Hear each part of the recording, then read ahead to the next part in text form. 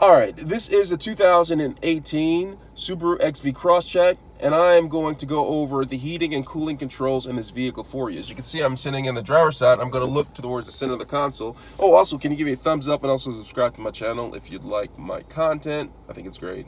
You might not, but I do. Well, anyway, we're going to go over the controls. As you can see right here, we're going to start from the left-hand side, and we're going to work our way to the right.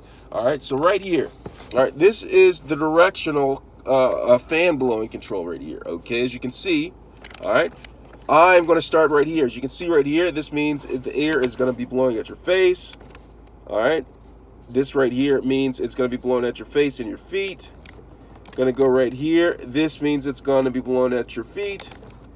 Right here means it's going to be blowing at your feet and at the windshield to actually defrost it or defog it.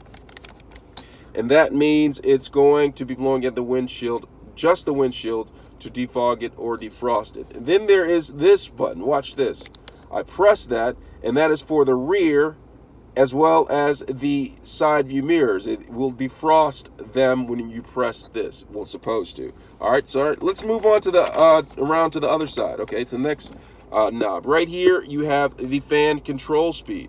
As you can see, you can turn it off by simply going all the way this counterclockwise.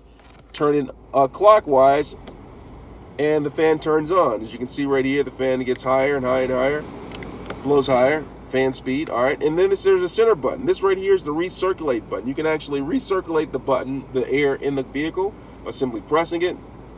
Now it's off right here, so it's not recirculating. It's actually pulling it from outside. If I wanted to recircle from inside of the vehicle, I'll press it. You see it turns on, the light's on, it's recirculating here. All right, and then next is the temperature control. Very simple, okay? Right here, I go left, and it turns to cooler air. Go right, turns to warmer air.